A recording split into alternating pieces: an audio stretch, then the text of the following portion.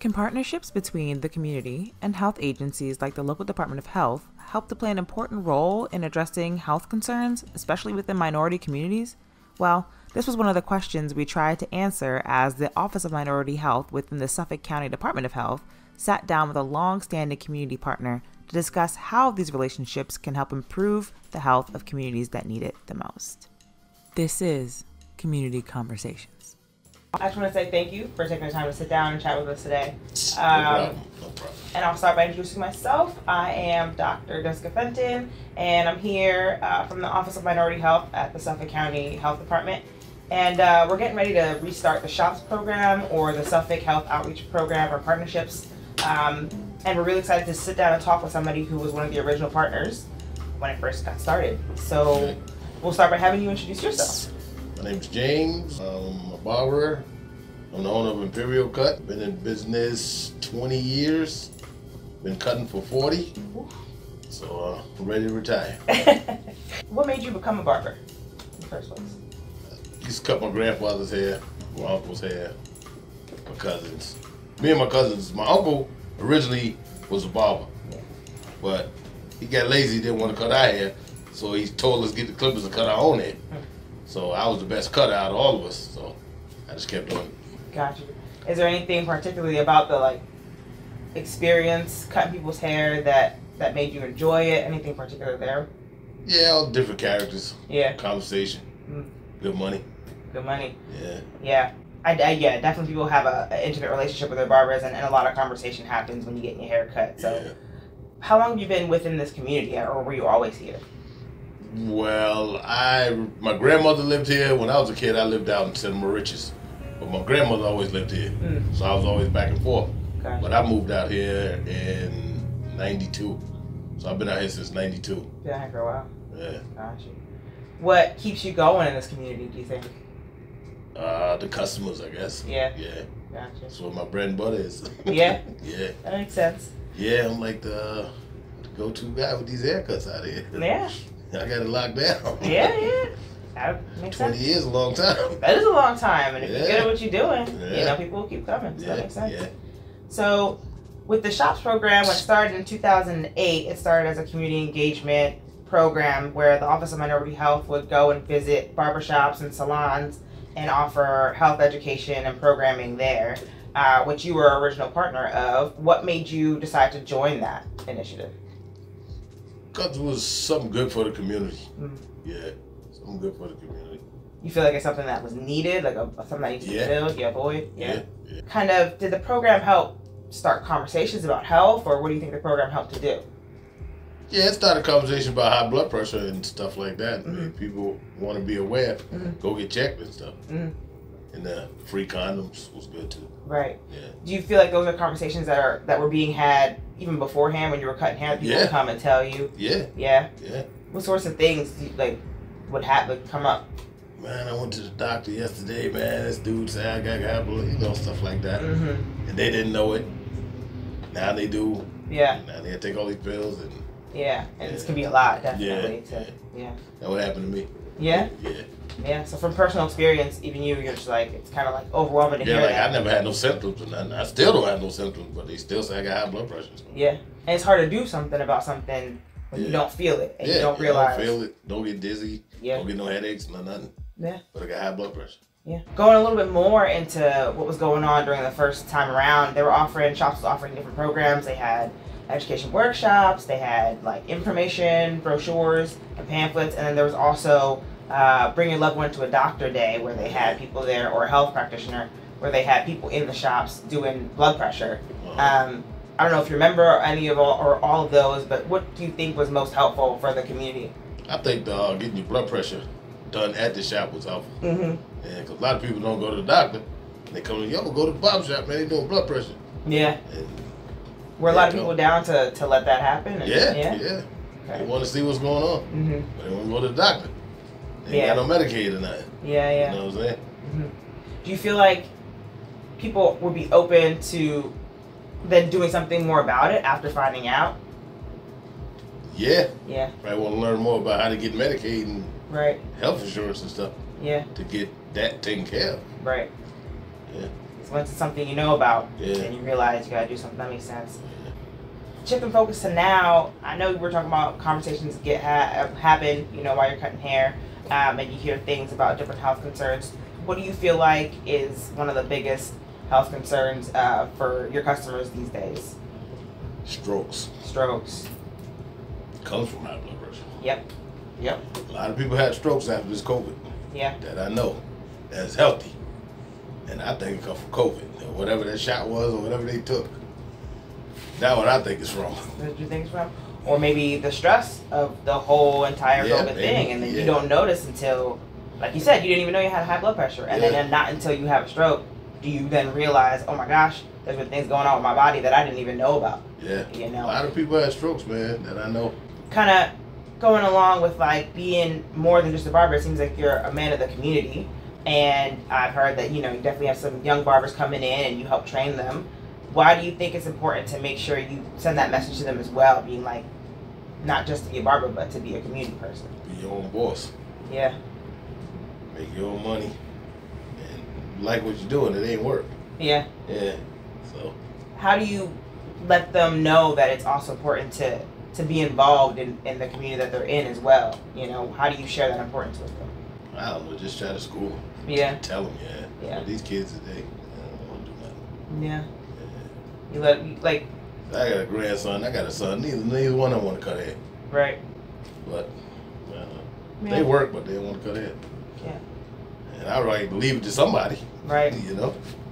Yeah, especially building it all up, and then it's a staple kind of in the community. So it's not just getting your hair cut. It's also somewhere where you trust, where you can get information from, where you can ask questions. You know what I mean? So that's a really important staple of the community. And it might not be easy for them to know where to go or what to do with certain things. So if that information is available. That's the main thing with the barbershop. That's what it originally started out to be. Yeah? Yeah, that barber pole, those red, white, blue ribbons, that was for you to come get healed up if you get shot or cut or something. Oh, really? That's what that really means. I didn't know that. Yeah. That's like ties all into like health, you know what I mean? It's more than just that pole, barber pole. Yeah. The place you can go to get help. So that's really beautiful to see that, look at it. Look at the history of that barber pole. Yeah. I definitely will to learn more because I'm fascinated now. Cause them 3 red, white, blue stripes mean something. Like blood, oxygen, and something like that. Yeah. Kind of along that line, do you think it's important that staples of the community, like the barbershops in areas, get involved and partner with health organizations? You think that's an important thing to do? Yeah. Yeah. Yeah, because we run across a lot of people during the day, the week, whatever. We see like more people than anybody else see. Yeah. Yeah. We're talking a little bit earlier about how Biz Marquis used to come to the barbershop, and this is the last place he was before. Not the last place he was, but before he got sick, he came here like 2 weeks previous. Before he got sick, and Biz was like 400 pounds. When he came, he was like 280 something. Wow. So I'm like, what happened to you? He said, I want to live, so I got on a diet, lost all that weight. But then like 3 weeks after he left here, he went to the hospital and never got back out the hospital. So I'm thinking, should he stay fat? Maybe he would live longer. Or another way to think about it is maybe if he had the mentality a little bit earlier, or had some encouragement to do that, you know, in his community and with the people he was around, maybe he could have started earlier. You know what I mean? And I think that's really important to keep in mind, and that's why it's important to have that in different settings in the community. But I was gonna say, with it also being the 50th anniversary of hip hop, how do you feel like hip hop influences health, especially within the Black community? I don't think they really influence health. They influence drinking, smoking weed. So maybe they influence more poor health. Yeah. In that way. Because from what I see, that's all they do is smoke weed and drink and scissors. Do you feel like if that message were to be kind of incorporated into hip hop culture, that it would influence people too? Because people are so involved with hip hop and stuff like that. No. You don't think so? People listen to that, they ain't trying to hear nothing positive. That's my opinion. Right. They ain't really trying to hear nothing positive. Yeah. So hearing that makes me think that you got to get it from other sources. Yeah. So places like the barbershop would be really important. Where they sitting down in your chair, right, listening to you. You got them right here. They ain't got nowhere else to go. They gotta listen to you. Exactly. Yeah, they gotta listen. Yeah, definitely really important.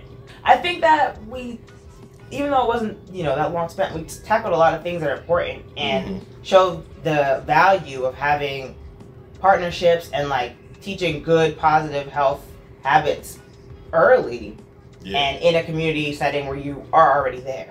Yeah. Because not everybody has the opportunity to go out and seek it or get to or know how to navigate certain things too. So I think we really highlighted the importance of having that integrated. Yeah, a lot of people come here and ask a lot of questions about stuff. Ask us about it, like we should know. Most time we do know pretty much a lot of stuff. Or know where to tell them to go, know where to point them, you know what I mean? Yeah. So it's really important. And that's what Shops is trying to do. We're trying to bring that and make sure it is, if it's not already there, that we bring it there, and if it is there, that we help bring it up, like make it more robust. Can you touch a little bit, I know you mentioned a little bit about the COVID vaccine maybe being tied to some of the deaths possibly. What do you feel like is the hesitancy like around vaccines in the Black community? I think most people think that they putting something in you to make you sick. So I don't know, like a guinea pig or something. Like a test dummy or something. I don't know. I ain't gonna lie. I went to Florida, so I thought I had to take the vaccine to go to Florida to get on the plane. So I only took one shot, and I was sick the whole time in Florida. Yeah. The whole time in Florida until I got back, I was sick from that shot. Yeah, that's fair. I had a lump under my arm. I didn't know where that came from. That got me scared. And I just kept having to spit and had a dry throat. So my wife said, "You gonna take the follow-up?" I said, "Nope, I ain't never take another shot again." Have you ever spoken to like a health professional about your concerns and then had a discussion about what might be going on? Yeah. And how do you feel like the conversation went? She asked me the other day, "You want a shingle shot?" Some other shot, flu shot. I'm like, "Nah, I ain't taking no shots." But do you guys talk about how you feel about the shot, why you feel that way, and then have her try and explain? She didn't really explain nothing to me. Gotcha. I need a new doctor. Do you feel like if you had someone who was open to like taking the time to talk to you through things, maybe explain it to me, then you'd be able to make a more informed decision? I'm saying no, I ain't taking it. She's like, all right, whatever. Right. You know what I'm saying? Yeah, there definitely is a disconnect between the doctor and the patients and having the time to sit down and explain certain things. Like she always in a rush. And I feel like it's fair to feel that way, especially you said you got sick and then no one's sitting there and explaining to you what's going on. So why would you do something again that makes you feel that way? I felt miserable after the shot. Yeah. I didn't have a good time in Florida. I didn't do nothing. Stayed in the hotel the whole 7 days. Was there any like information that you might feel bad after taking the shot? Did anybody say anything like that? Interesting for me to hear because you're supposed to, as a doctor myself, you're supposed to be like, the side effects of this, you probably will feel sick for this many days because this is what's going on with your body. This is how your body's going to learn how to defend itself, is to see it and then learn basically the enemy, the virus. And in learning it, you might feel a little sick while your body's figuring it out. But the idea is that once you've seen it a couple times, the next time you're exposed to it in the public at a higher level, your body will know how to fight it. And so you won't get as sick in that scenario. So people should really be taking the time, providers should really be taking the time to explain that. And we can't change the system. You know what I mean? I can't go and change the amount of time that they get and make them speak more. You can try, but I think the first things we can do is to then bring that information to the people where they are. So that way when they go to the doctor, they're going informed and able to make decisions, really smart and informed decisions based off of information that they're given, even if the doctor doesn't have time to give it to them. Why would you say that other barbers should participate in Shops in what we're trying to do? Because they see more people than you know what I'm saying? They see a lot of people every day. Like more than doctors and all that. So they can talk to more people every day more than like how many people you see a day? Different people. Oh, I don't know, you might see on the you're a busiest doctor. day. On the busiest day I'd see like hello. Hey! I'd see like, I don't know, 8 people. See? You see 8. Yeah. I see 30. That's a lot. On a slow day. Right. On the There's weekend, no way I would see about 50. Right. Yeah. So it's more opportunity to like get the message across. Yeah, it is. And the only way they can do that is if they're informed. Yeah. And I see a lot of different people. Women. Right. Men. Kids. Right. All right. Well, thank you again for sitting down and chatting with us, and I can't wait to get this up to the people. I see.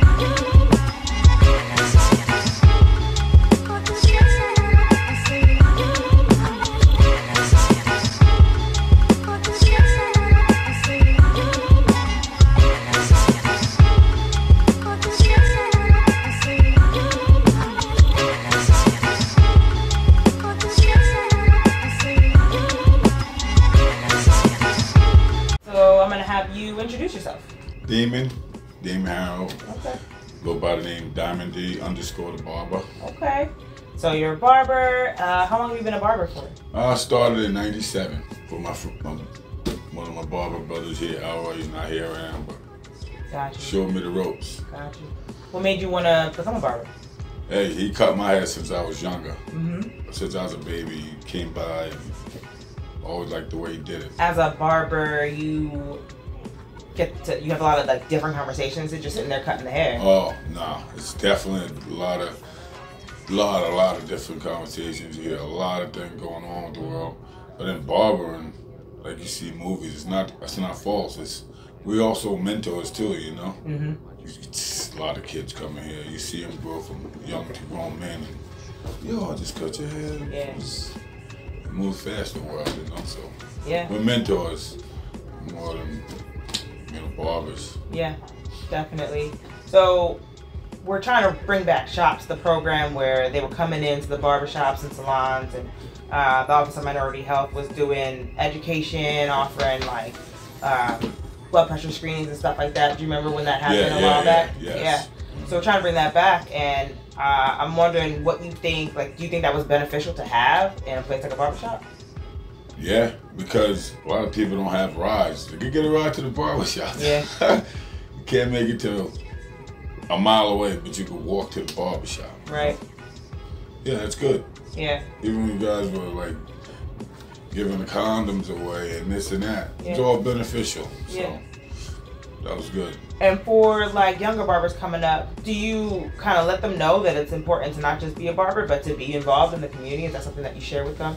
The barbers, sometimes, but like really, like it's where you at. It's where the surroundings are. There's not too many barbers that want to come from this neighborhood that I have seen. You know, a handful.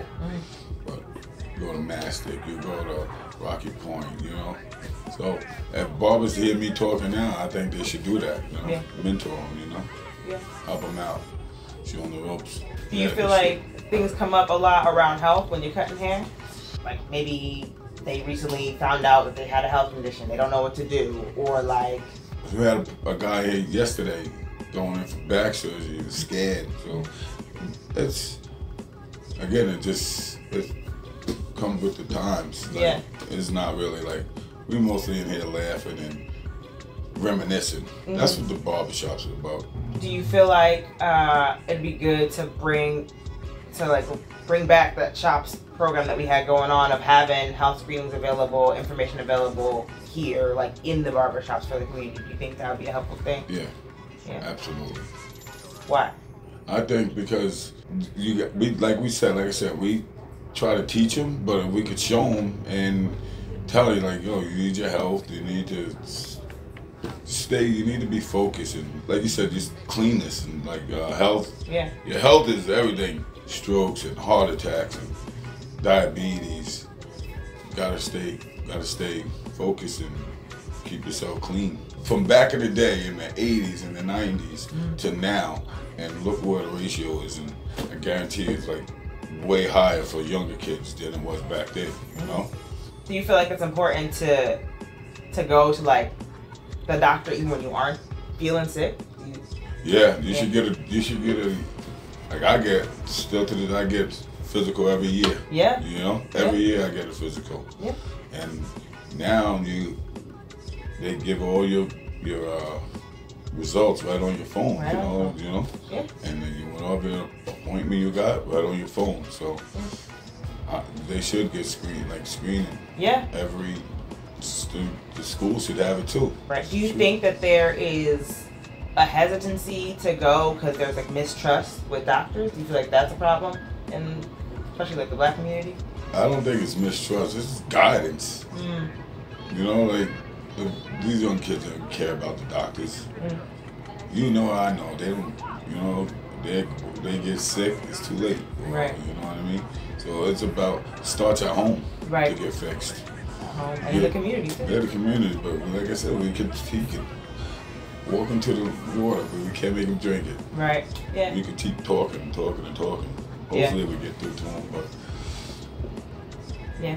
But yeah, so we're excited to bring back shops and make it, you know, bigger and keep it going for longer and have these services and stuff available, and to increase just education and awareness around health, and start that within the community, because sometimes it's hard to get to places. Sometimes you don't know where to start. So to have that in a place that you're already coming. Yeah, and again, I'm 47 now. I gotta go get screened for colon, and that's coming up in a couple of weeks. I gotta go get screened, but we could teach older people too. Go. I lost a friend from colon cancer, and he told us, promised him that we'll do it. Don't wait till the last minute. So start it. We'll start getting it. Those are the main things. Those are, yeah. For like older, not getting younger kids, but younger kids are just, like you said, always get checked out for their health and physicals every year. Yeah, you know? and the older folks need to go get their screenings. A lot of people, they might think something about it or feel some kind of way and not know that it really does matter, because if you can catch something early, you can do something about it. Especially. That's true. Yeah.